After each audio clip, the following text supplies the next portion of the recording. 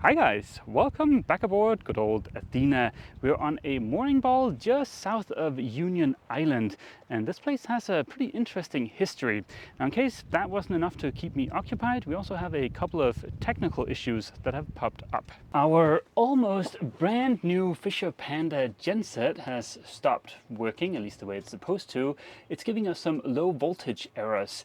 And meanwhile, the brain box for our autopilot has also stopped working and is giving us high voltage faults. My name is Mess, this is my wife Ava. I've spent the last 5 years on a somewhat extensive refit of our 1987 Warrior 38 named Athena. That was a DIY fun-packed adventure complete with a very extensive osmosis treatment, building a new rudder using vacuum infusion, rebuilding the entire deck, gutting and subsequently rebuilding most of the interior, painting the top sides, and a ton of other projects. The summer of 2021 we started cruising full time. Now we're finally ready to begin our adventure. I am 110% sure that the two faults have nothing to do with each other, because one is on the AC side of things and the other is on the DC side of things.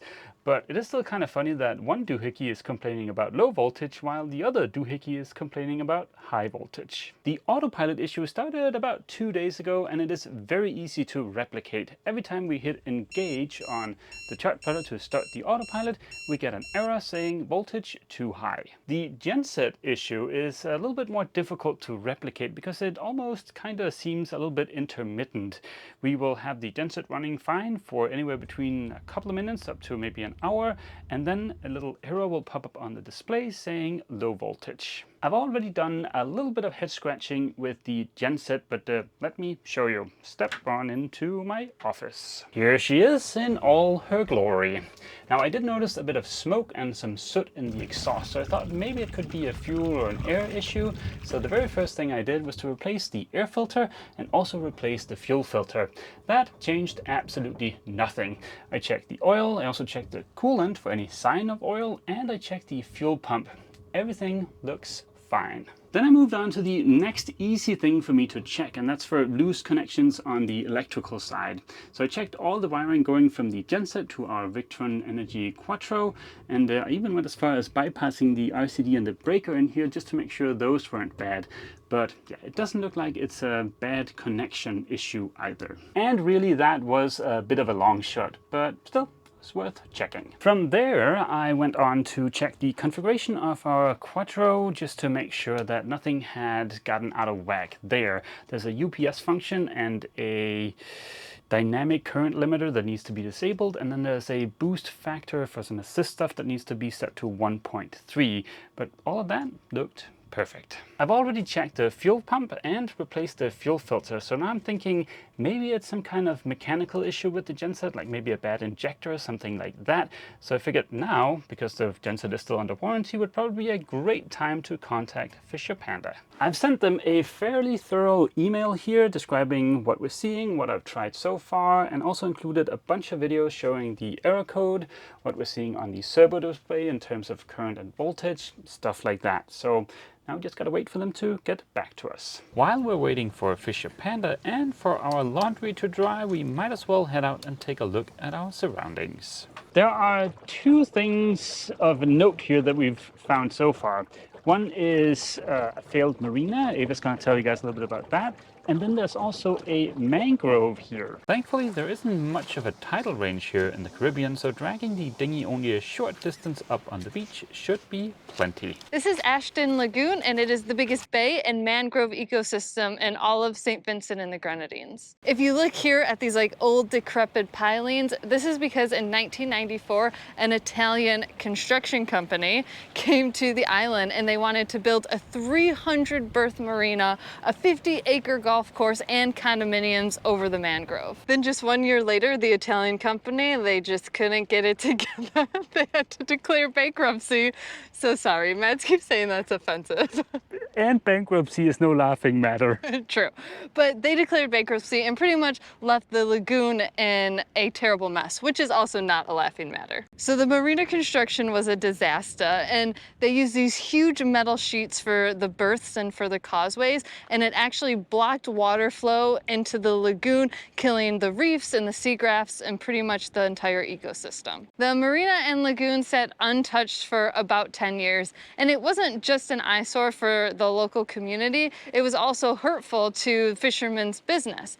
But that was until 2004 when 3 nonprofits came together. One of them was Sustainable Grenadines, a conservation group, and the other is Birds Caribbean, and they felt like something had to be done to bring the lagoon back to life, to help the community and help the ecosystem. After an unsurmountable hours of work and years trying to secure funding, they were finally able to breach the huge metal pilings that created the Marina Causeway right here, and in 2018, water was finally able to flow back into the marina. They built these 2 bridges because after they opened up this part of the causeway, they wanted people to still be able to walk along the long causeway and enjoy the mangroves and birdwatch. After they got the water flowing, they planted thousands of red mangroves. They also built 2 birdwatch towers and brought in a bee farm for the community. After years and years of work, the marina berths are overgrown with mangroves and vegetation, and it is finally home again to birds and lots of wildlife. Both of the bridges are fun to walk on. They're very wobbly, but this is the second of the 2 bridges. From here, it is a short walk to our next stop. If you think you're having a bad day because of a few technical issues on your boat, there's a surefire way to make your day much, much worse. It might sound silly, but it is simply just to give that tree a hug, because that is a manchineel tree, I think it's called, and that might possibly be the most dangerous tree in the world. It's like poison ivy on steroids. There is plenty of glorious misery to be had by interacting with this tree. Eating its fruits can be lethal, that makes sense kinda, but getting the sap from that tree on your skin can cause anything from a rash to blistering to severe respiratory problems to temporary blindness. This tree is kinda hellish. I'm pretty sure if hell has trees, then it's gonna be this guy. If you were to snack on the forbidden fruits of this tree, first they would be nice and sweet. Then it would turn into a spicy, peppery thing kind of taste. Then that would progress into a tearing, burning sensation in your throat. So yeah, it's kind of like spicy apples with a side of death. Oh, but wait, because it gets worse. You could argue that, well, simply just don't touch the tree and don't eat the fruit and you'll be fine. But you're not even supposed to be standing underneath one of these trees when it's raining, because the water that drips off of the tree can cause burning and blistering on your skin. The sap from these terrifying trees of doom have also been used in the past to make poisonous arrows, and it's also said that Juan Ponce de Leon, who led the first expedition in Florida in 1513, was killed by one of these arrows. This is a 10-foot long pole that we use for our 360 camera. And not even with this pole am I willing to touch the tree. And I didn't know about these trees until we walked past this warning sign. So thank you so much to whomever put up that sign. My brother wouldn't touch your man-chill tree with a 10-foot pole. 5 gold stars for if you know where that's from. I think maybe tomorrow or a little bit later today I should bring my big lens in here and see if I can catch some of the birds. That would be a lot of fun, but yeah, it certainly looks like we're right in the middle of a mangrove. I ended up going too late in the day and only found the usual suspects willing to be photographed, but that's okay. A few hours spent with your camera is always fun, and pelicans always make me smile.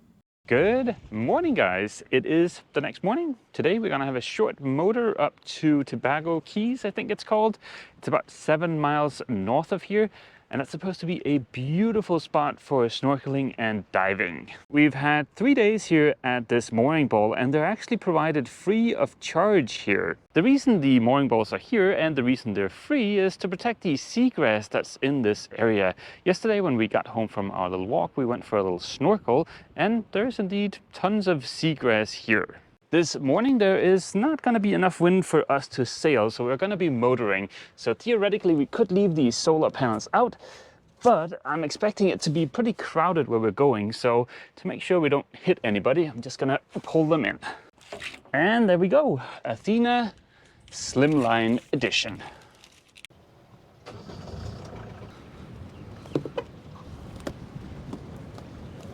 In a bit of really good news, I managed to fix the autopilot last night. As you can see, it's working now.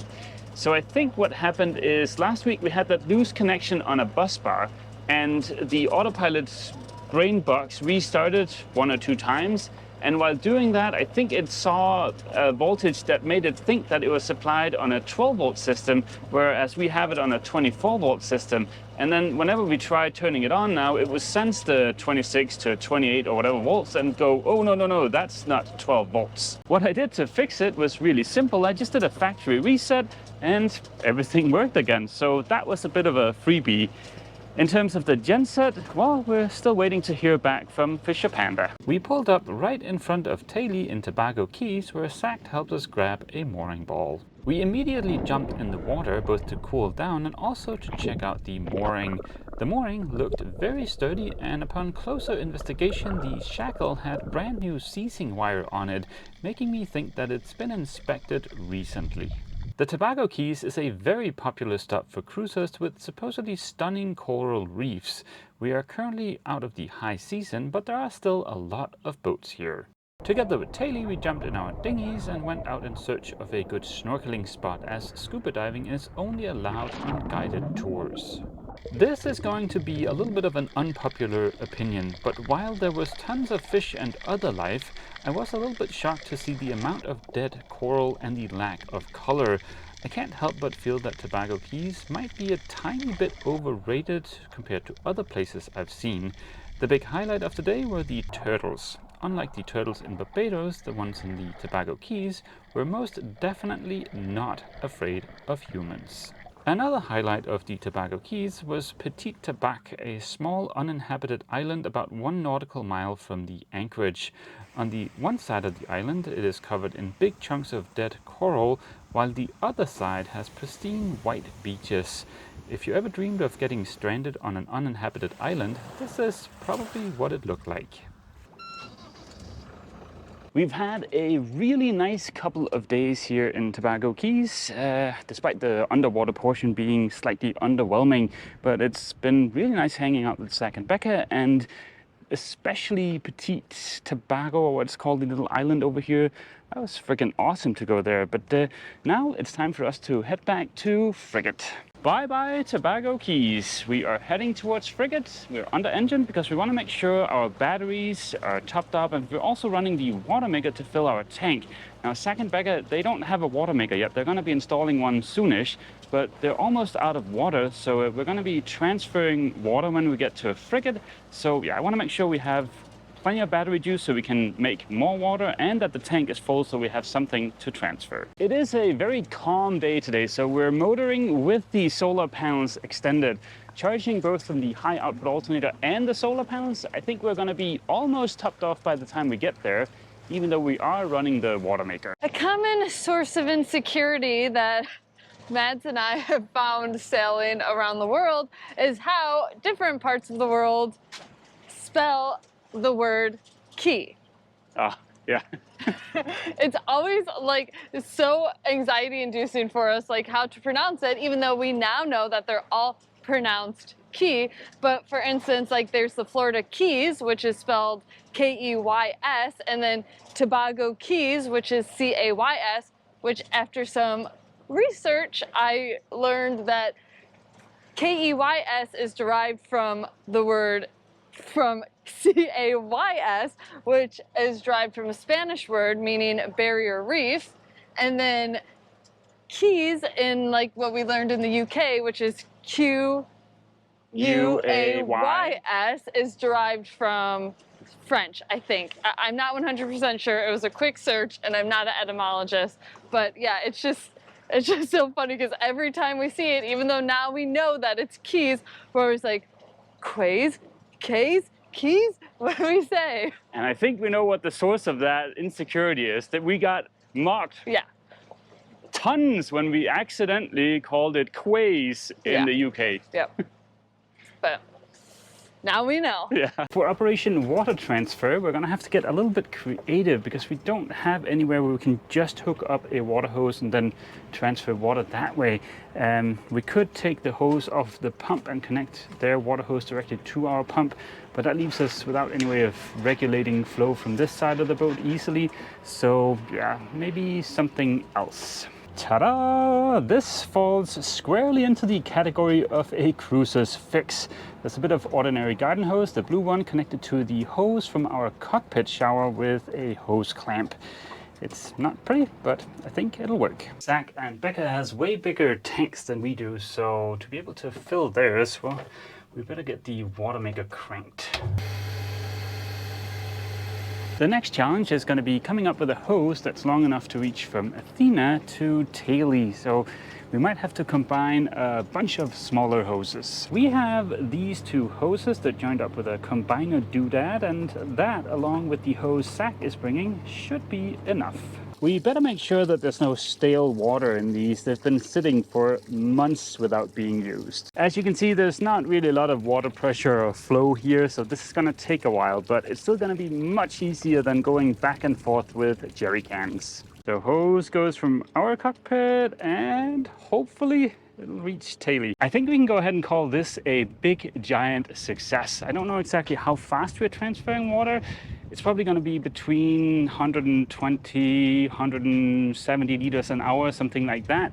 So if we give it about an hour and a half, they should be fully topped off. And before anybody comments saying that we're making a hazard here in the mooring field, we have put a marker in between the two boats, and it may look like there's a long distance between the two boats on the GoPro because it's just a wide angle lens, but in reality I think we're maybe 12 meters apart, so we're fairly close together. I am really glad that we can help Zach and Becca out, and well, even better, as you can see, it's basically running straight off of the solar panels. The water transfer was a giant success. It took a little over 2 hours, but Zach and Becca's tanks are now fully topped off, so they won't have to do the jerry can shuffle to shore and all of that stuff. I think when we haul out in Aruba, I might install some kind of quick connect for a hose out in the cockpit, so in case we ever need to transfer water to somebody else again, it'll be much quicker to set it up. We still don't have a fix for the genset, but after a couple of days I got a reply back from Fisher Panda, so I think the lines of communication are finally open. Now next week we're going to go to Grenada for a couple of reasons. For one, there's a Fisher Panda dealer there, and also we're going to meet up with another YouTube channel, Odd Life Crafting, whom we've been following for years. So that's going to be super exciting. And that is going to be the end of this week's video. We hope to see all of you guys back here aboard Athena next week for yet more cruising fun. As always, feel free to leave a comment down below, and don't forget, if you've enjoyed this video, Please remember to leave a like. see you! And Birds Caribbean, and they felt that something needed to do about the lagoon to bring it back to life, not only for the ecosystem, but also for the community. Okay, needed to be do. Needed to be done. Oh, that was Okay. so... And don't be afraid to come closer. Okay, so the marina construction was a disaster. Yeah, Can I do that? yeah. Okay. Then just 1 year later, the Italian company, they just couldn't together. Is that offensive? I don't know, you're the one that's claiming to be part Italian. Okay, let's just try it. Okay. Okay, ready? Okay. Yep. Okay. Then just 1 year later, the Italian company, they just couldn't get it together. Okay. Okay. The Italians, they just couldn't get it together. Lagoon, and it is the biggest bay and mangrove ecosystem in St. Vincent and the